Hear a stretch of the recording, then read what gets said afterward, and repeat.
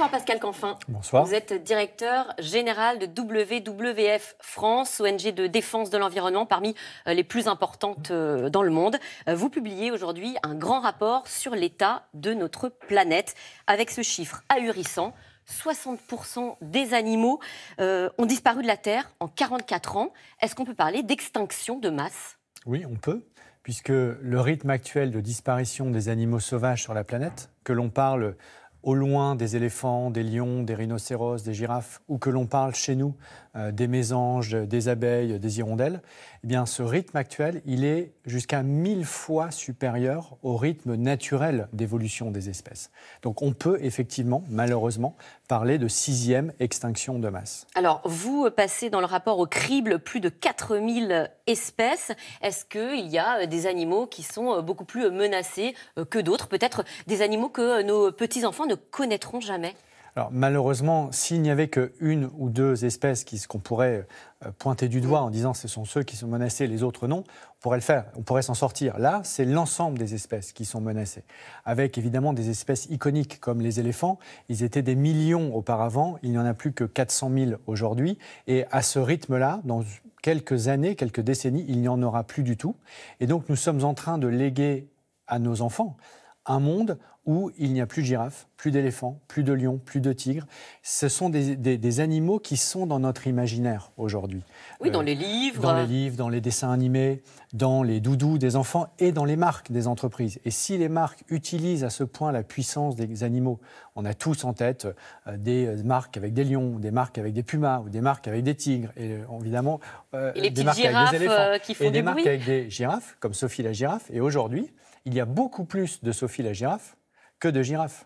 Et donc on est en train de faire disparaître le capital naturel, le vivant qui nous entoure. Est-ce que tous les pays sont touchés de la même façon ou vous avez pu faire un état des lieux justement des pays les plus menacés ? Alors 60%, c'est le chiffre, la moyenne mondiale. Global. On a un pic en quelque sorte dans l'Amazonie, dans l'Amérique du Sud, où la disparition progressive de la forêt amazonienne fait que 90% des populations animales sauvages de cet écosystème ont d'ores et déjà disparu. 90%. C'est quoi, 9 animaux sur 10, c'est énormissime. Absolument. Et donc, ça veut dire que bientôt, il n'y en aura plus si on continue à ce rythme de déforestation de l'Amazonie. Alors justement, j'allais venir à cette cause. On parle là de déforestation de l'Amazonie. C'est à cause de cela que les animaux disparaissent ? Alors, les différentes causes. La première, c'est effectivement la disparition de l'habitat. Un animal, ça vit dans un écosystème, dans une forêt, dans une zone humide. Et lorsqu'on artificialise ces zones humides, par exemple, lorsqu'on fait un parking ou un centre commercial, là où il y avait un étang, évidemment, les animaux qui vivaient là disparaissent. Lorsqu'on rase la forêt amazonienne pour faire du soja qui va nourrir la viande que l'on mange, forcément, il n'y a plus d'arbres, donc il n'y a plus de biodiversité. C'est ce qui est vrai chez nous est vrai partout dans le monde. Et en plus, visiblement, ce n'est pas prêt de s'arrêter, puisqu'avec le nouveau président du Brésil, Jair Bolsonaro, on a entendu dire qu'il allait encore plus exploiter, en tout cas encourager l'exploitation de la forêt amazonienne. Absolument. Il a dit pendant sa campagne que, en gros, il n'en avait rien à faire de la protection de l'Amazonie et qu'il allait faire arrêter ces ONG qui l'empêchaient de tourner en rond, et notamment le WWF qu'il a cité expressément. Depuis qu'il a été élu président, il a dit qu'il respecterait la Constitution, donc la capacité pour une ONG comme le WWF d'être présent au Brésil.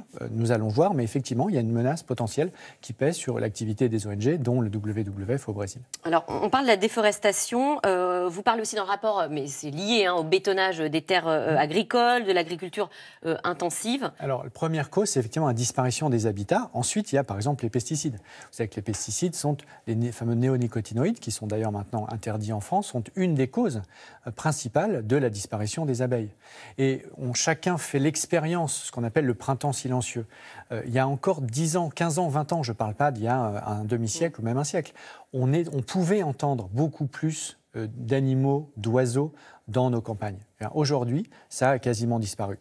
Et malheureusement, si on ne fait rien, la terre que nous allons laisser à nos enfants, c'est une terre sans animaux sauvages. C'est-à-dire que ce que nous avons connu, les girafes, les rhinocéros, les lions, là, ces animaux iconiques, pour nos enfants, ce seront un souvenir.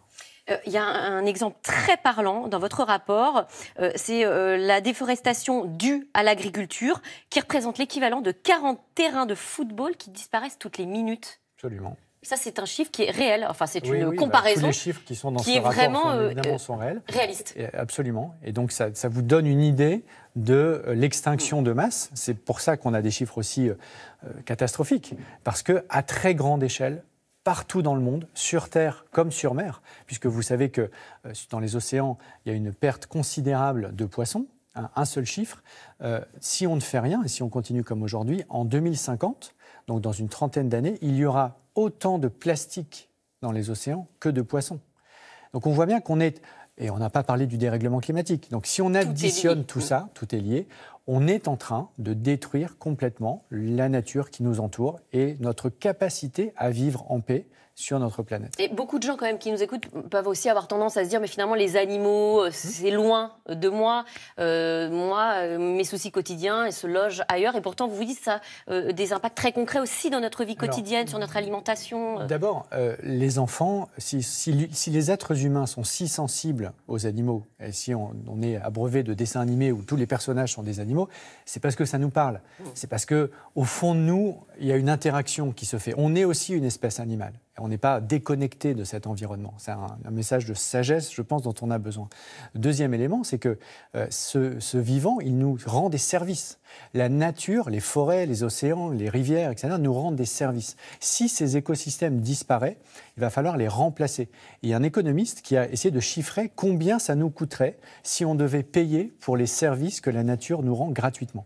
Résultat, c'est 1,5 fois le PIB mondial. Donc 1,5 fois la totalité de la richesse mondiale qui est créée. On est sur des milliers de milliards. On est sur 120 000 milliards de dollars, il faut être très précis. Pourquoi ? Parce que les services qui sont rendus par la nature sont multiples tous les jours. L'eau, la pollinisation. Les abeilles pollinisent gratuitement et les autres insectes pollinisateurs, un tiers de notre alimentation, les fruits et légumes bien sûr, mais aussi le colza, le soja, etc.